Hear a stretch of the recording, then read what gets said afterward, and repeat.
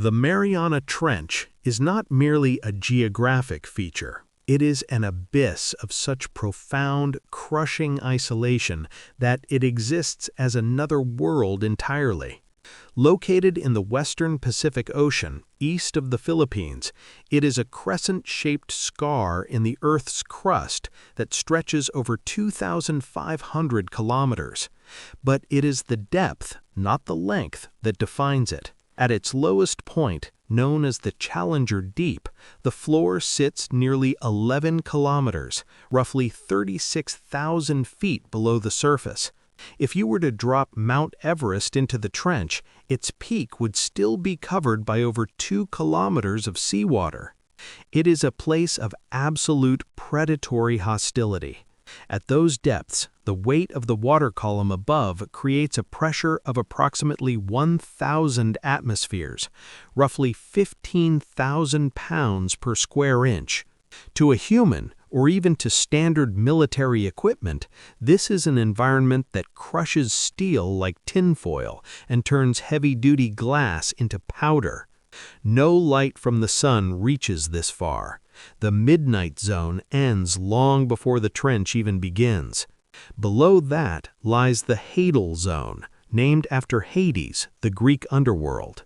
In this eternal darkness, the temperature hovers just above freezing, and sound, trapped by the density of the water, travels in distorted, haunting echoes.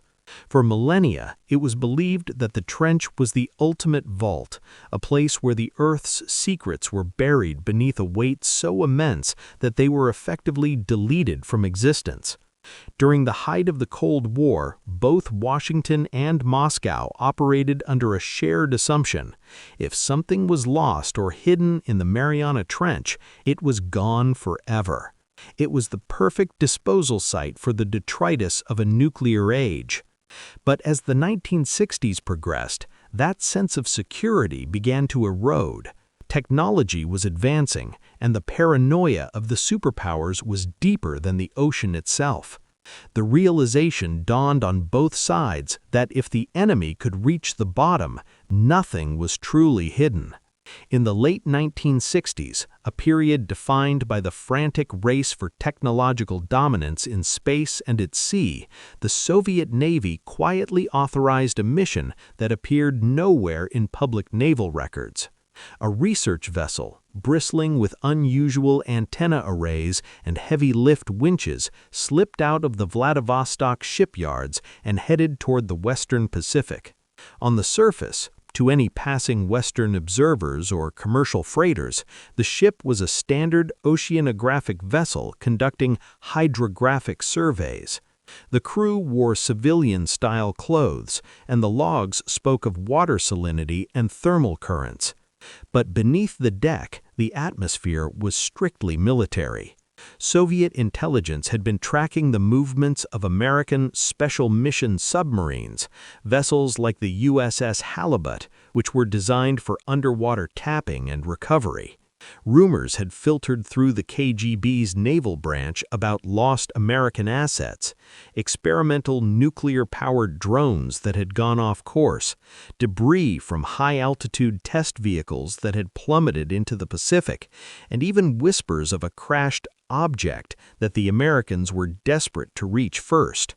The Kremlin's directive to the mission commanders was vague, written in the dry, terrifyingly precise language of the Soviet bureaucracy. Conduct a comprehensive survey of the seabed anomalies within the target coordinates of the Mariana Basin. If something artificial is located, determine its origin and, if possible, its nature. Priority is given to items of non-natural composition. The order was clear. Find what the Americans had lost, or find what the Earth was hiding. They weren't looking for strange fish or tectonic shifts. They were looking for the wreckage of a secret war. To explore a world where humans cannot go, the Soviets deployed a crowning achievement of their clandestine engineering, a deep-sea bathyscaphe probe.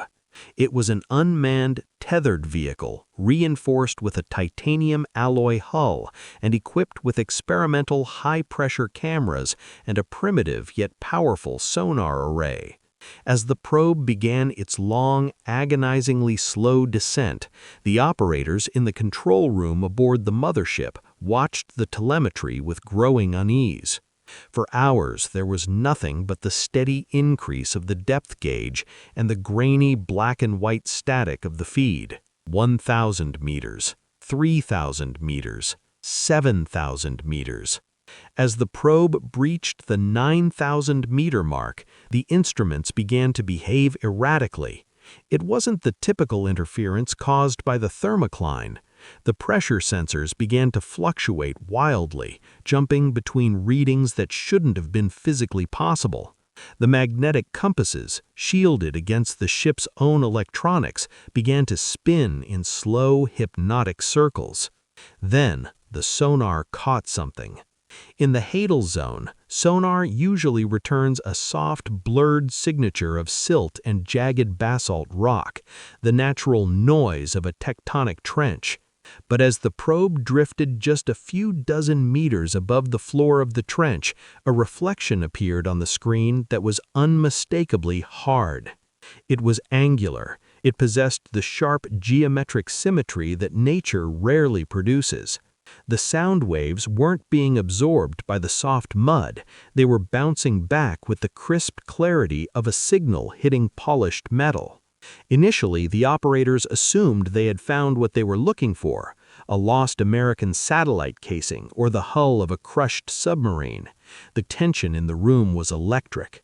The winches slowed, the probe hovered, its thrusters kicking up clouds of fine, ancient silt. The lead operator reached for the toggle to activate the external floodlights. These were high-intensity lamps designed to cut through the absolute darkness for just a few meters. The lights flickered to life, casting a harsh, artificial glow into the blackness of the abyss. For a moment, the silt obscured the view. Then, as the currents cleared the water, the camera captured an image that froze the blood of every man in the room. What lay on the floor of the Mariana Trench was not American, it was not Soviet, and, according to the laws of engineering, it shouldn't have been there. The control room aboard the Soviet research vessel was a cramped theater of shadows. The only light came from the flickering phosphor glow of the telemetry screens and the singular central monitor displaying the feed from the probe. The air was thick with the smell of ozone and the rhythmic metallic clanking of the cable winch. As the silt settled, the image on the screen began to sharpen.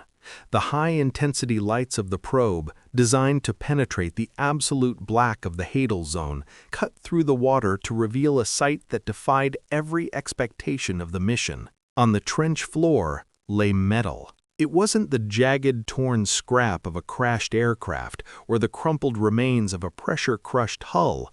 It was structured.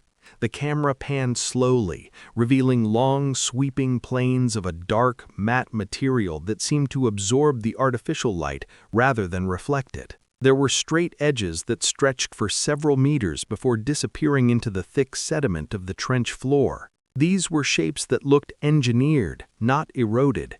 In nature, even at the bottom of the ocean, the Earth creates chaotic, fractured geometries, basalt pillars, jagged volcanic glass, or rounded river-like silt. But this was something else. It possessed a terrifyingly deliberate symmetry. The object appeared partially embedded in the ancient muck, tilted at a slight angle, as if it had settled there after a long, slow descent through the water column. There were no rivets, no visible welds, and most hauntingly, no identification marks.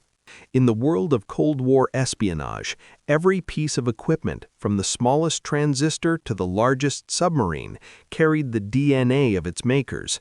The Americans used specific alloys. The Soviets used distinct stamping patterns. But this object was anonymous. It bore no Cyrillic, no English, no serial numbers. It showed no signs of the catastrophic implosion that usually claims anything made of steel at 11 kilometers deep. It looked as though the pressure, strong enough to flatten a freight car, simply didn't matter to it. Inside the control room, the silence was absolute. The technicians, men who had spent their lives studying the mechanical realities of the deep, found themselves staring at a physical impossibility. No one spoke. No one reached for the radio. For several minutes, the only sound was the faint hum of the probe's thrusters fighting the deep-sea currents. The official report, typed on a heavy mechanical typewriter and hand-delivered to the Naval Ministry in Moscow, was a masterpiece of bureaucratic evasion. It described the find as anomalous debris of unknown origin, suggesting it was likely a discarded fuel casing from a high-altitude rocket test or a structural fragment from a failed American bath escape. But the official logs were a lie of omission. In the mess hall of the research ship, and later in the hushed corners of the Vladivostok naval bars, the discussions went much further. The men who had seen the footage knew that debris didn't have the seamless, fluid architecture they had witnessed. The initial pragmatic theories focused on the immediate enemy. Some officers believed it was a lost American deep-sea vehicle, perhaps a precursor to the Trieste or a classified DARPA project designed to sit on the ocean floor and listen for the acoustic signatures of the Soviet Pacific Fleet. Others suggested it was a NATO sensor platform, a stay-behind device meant to act as a silent sentry in the one place no one would think to look. There were rumors of an early nuclear-powered drone, a project so secret that the Americans hadn't even reported its loss.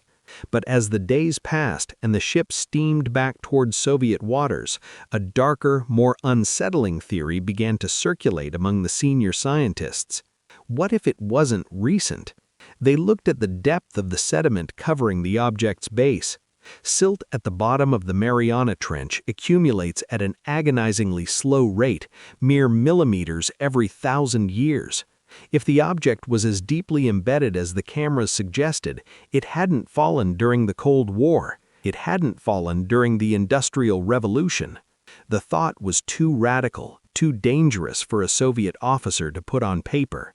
To suggest that something highly engineered had been resting in the Earth's deepest scar for centuries was to invite a psychiatric evaluation.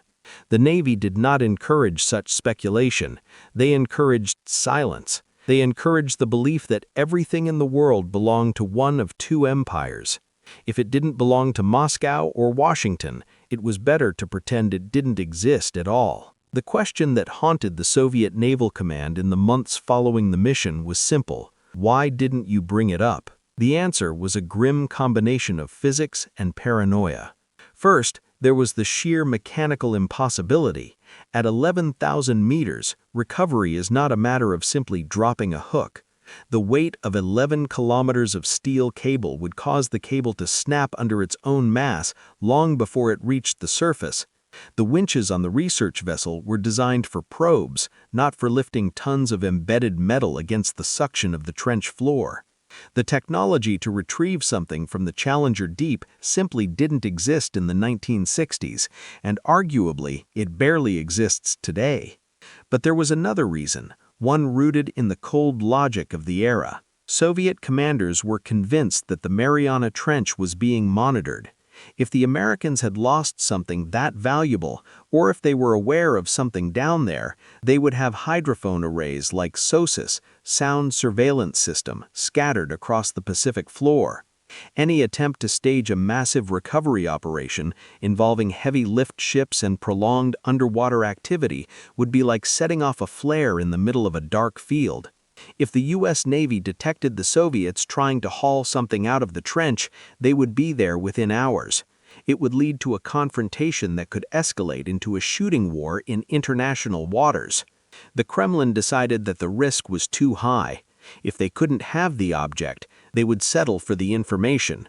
So the Soviets did what intelligence agencies do best: they documented.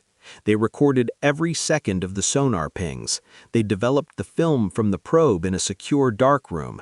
They mapped the coordinates within a meter. And then they left. The Mariana Trench reclaimed its silence. The object, whatever it was, wherever it came from, remained in the dark, pressed beneath the weight of a world that wasn't ready to find it. To this day, the records of that specific Soviet dive remain among the most tightly guarded secrets of the old naval archives. It serves as a final, chilling reminder of the Cold War's reach. Even at the bottom of the world, in a place humans were never meant to see, the two superpowers were there, staring into the abyss and realizing that some secrets are better left buried. The aftermath of the Mariana mission was not marked by a celebration of discovery, but by a cold, efficient erasure. As soon as the research vessel docked at its restricted pier in Vladivostok, the air of academic inquiry vanished, replaced by the grim arrival of the KGB's Third Directorate, the branch responsible for naval counterintelligence. The mission reports were not simply moved to a secure filing cabinet, they were systematically quarantined. They weren't categorized as secret, or even top secret in the standard sense. They were placed under a special file designation, a level of classification so restrictive that even the names of the officers involved were sometimes redacted from their own service records. Copies of the technical data were strictly limited to a single master set. The film reels, containing the grainy, haunting footage of the geometric structures on the seabed, were removed from the ship's safe under armed guard. They weren't sent to the Naval Academy for study. They were archived in a specialized facility outside of Moscow, separated from the written reports, to ensure that no single person could reconstruct the full picture of what had been found. As the months turned into years, mentions of the 1960s Pacific anomaly began to evaporate from official Soviet naval histories.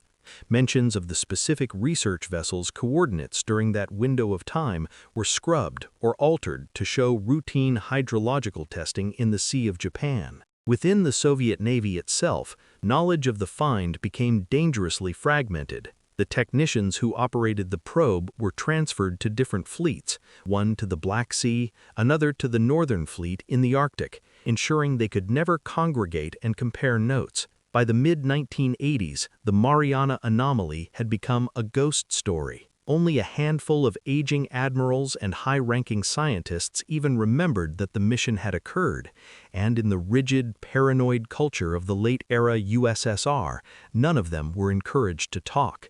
To remember was to be a liability. In the decades since that secret Soviet voyage, the Mariana Trench has been visited by a new generation of explorers. From James Cameron's deep-sea Challenger to the record-breaking dives of the Limiting Factor, human technology has finally caught up to the depths of the Hadal Zone. We have mapped more of the trench than ever before, discovering bizarre xenophytophores and translucent snailfish. But the ocean is vast, and the trench is a labyrinth of shadows. The modern expeditions are scientific, focused on biology and plate tectonics. They do not look in the military interest zones, the specific classified coordinates where the silt is thickest and the sonar reflections are most anomalous. The deep-sea floor is not a flat plain, it is a chaotic landscape of trenches within trenches, where an object the size of a city block could be hidden under a few meters of sediment for an eternity. Whatever the Soviet Navy saw through that grainy camera lens in the late 1960s remains exactly where it fell. It is untouched by the sun, unclaimed by any nation, and unexplained by any public science. Maybe it truly was a piece of lost Cold War technology, a titanium relic of a billion-dollar project that failed so spectacularly both sides agreed to forget it. Maybe it was a classified NATO platform that sank too deep for even its creators to recover.